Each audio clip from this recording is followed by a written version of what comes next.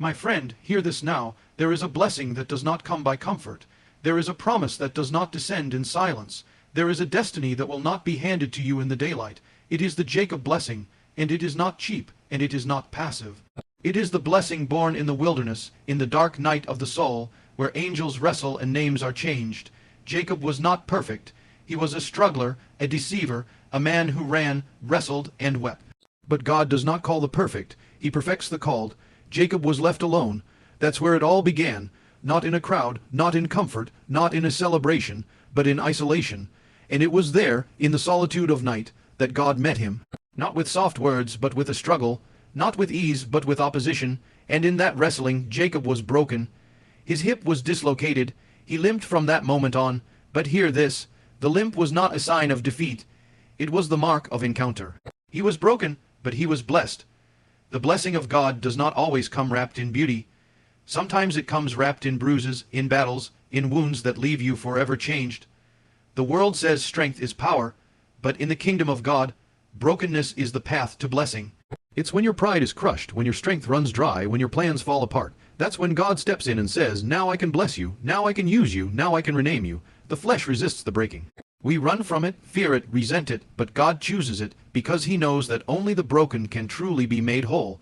Only the shattered vessel can carry his glory. Only the humbled can be entrusted with his power. Jacob thought he was wrestling a man, but he was wrestling his old self. He was wrestling his identity, his fears, his failures, and in the breaking, God was remaking him. We live in a culture that avoids pain at all costs. But in the kingdom, pain has a purpose. The breaking is not the end, it's the doorway. The crushing is not your curse, it's the cradle of your calling, for it was on the other side of the break that Jacob received the blessing that would birth a nation. So if you're being broken, don't resist it, don't curse it, don't walk away too soon. Let the breaking do its work. Let it purify you, let it refine you, let it strip away everything that cannot remain, until only his purpose is left standing. You will come out of the breaking, limping maybe but leaning, wounded maybe but walking in glory, not Jacob but Israel, not striving in the flesh but reigning in the spirit. The breaking is not your burial, it's your birth. The breaking is not your end, it's your transformation. The greatest blessings are often born in the deepest wounds.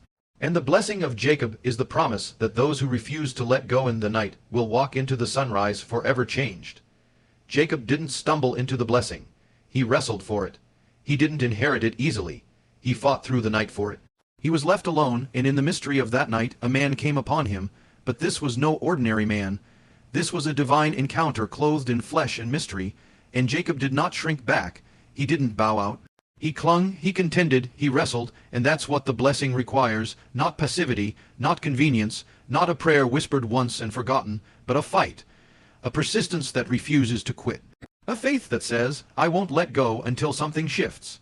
You must understand this. Some blessings are not handed to you. They are wrestled for. They are not found in the place of ease, but in the place of endurance. Jacob wrestled all night, not for minutes, not for an hour, but until the breaking of day. That means the fight didn't end quickly. The struggle didn't pass with a single shout or declaration. He stayed in the tension. He endured the pressure. He held on when he didn't even understand who or what he was holding on to. But something deep within him said, I must not let go. You see, we live in an age of quitting. We want blessings without cost. We want transformation without travail. But in the kingdom, there is no resurrection without crucifixion, no glory without a grind. You want to walk in power, then prepare to wrestle. You want breakthrough in your family, your calling, your identity. Then you must be willing to fight through the night in prayer, in fasting, in faith, in obedience. God is not offended by your wrestle. He invites it, because the wrestle proves you care. The wrestle proves you believe there's more. The wrestle proves you've got enough hunger to hold on when it would be easier to let go. Jacob's name was changed not because he was perfect, but because he was persistent. The blessing came not just because he believed, but because he refused to stop believing. He pressed past exhaustion, past confusion, past pain. And when the morning came, he emerged with a new name, a new identity, a new destiny. So wrestle, wrestle in prayer, wrestle in worship, wrestle in intercession for your family, your purpose, your future. Don't settle for surface Christianity when you were made for deeper things. Don't walk away from the place where heaven is wrestling with you. There are things God will only release to those who will fight through the silence, fight through the testing, fight through the night, and still say, I will not let you go unless you bless me. You must wrestle to win, not because God is against you, but because he's drawing the warrior out of you. He's awakening the overcomer. He's proving that the blessing is worth the battle. And when the morning light breaks through your night, you will realize the wrestle was the womb of the blessing. Jacob entered the night with one name and came out with another.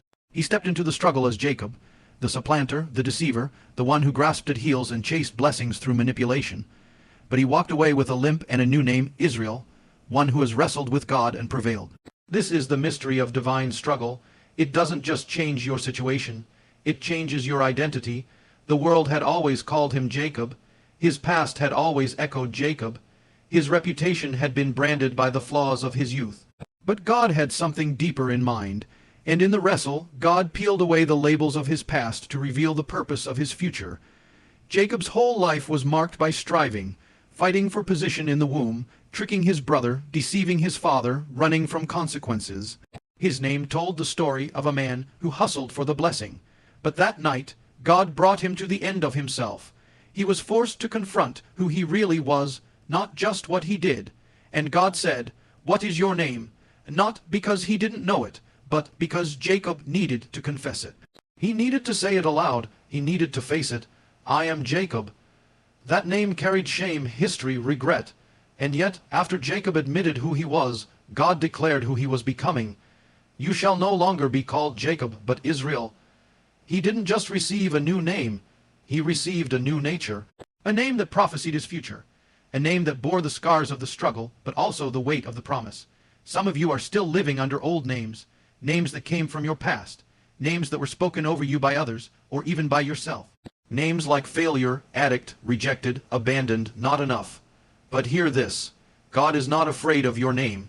He came to change it, and that change comes in the struggle. It is in the struggle that God confronts the lies you've believed about yourself. It is in the wrestle that he breaks off the false identity you've worn like a garment. It is in the pressure of divine encounter that he calls you something new, from Jacob to Israel, from Abram to Abraham, from Sarai to Sarah, from Simon to Peter, from Saul to Paul. It's a holy pattern. Before God can send you into your calling, he must rename you in the struggle.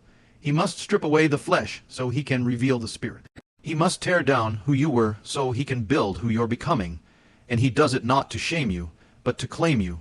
You cannot walk into your promise carrying yesterday's name. The destiny that awaits you demands a transformation of identity. And the good news is, God is not waiting for you to fix yourself to rename you.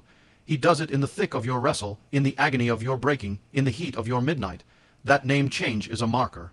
It is a sign that you have encountered God and lived. It is evidence that you've been on holy ground, and yes, you may walk away limping, but you will never walk the same again. You may still bear the scars, but you'll carry them with authority. So don't run from the struggle, don't fear the wrestling, because it's there, in that place of pressing, confessing, and clinging, that God whispers, you are no longer who you were. I call you something new. The struggle reveals the truth of who you are, but it also reveals the truth of who you're meant to become. Jacob's encounter wasn't just about him. It was about a legacy that would echo through generations, nations, and eternity. That moment in the night, that wrestling under the stars, didn't just shift his personal destiny. It shifted the destiny of a people. Because when God touches you, he touches everything connected to you. What happens in your private encounter becomes the seed of public transformation. When Jacob wrestled and received the blessing, he didn't just become Israel in name. He became the father of a nation. 12 sons would come from him, and from them 12 tribes. Those tribes would carry the covenant, preserve the word, birth the prophets, and usher in the Messiah, and it all traced back to a night of struggle and surrender. Jacob wrestled, and a nation was born. You see, God is never just after your moment. He's after your legacy. He's not just blessing you for your benefit. He's blessing you because someone down the line will need what he places in you today. Your children, your family, your spiritual sons and daughters, they are all connected to your obedience now. The encounter you have in the secret place becomes the inheritance they walk in publicly. Legacy is not built in the spotlight. It's born in the wrestle. It's formed when you choose to hold on instead of letting go, when you choose to believe instead of break, when you choose obedience in the dark, even when no one is watching. That's where the future is shaped. Jacob walked away with a limp, but that limp became a testimony. It became a symbol of transformation. His sons would see it. His grandchildren would hear the story.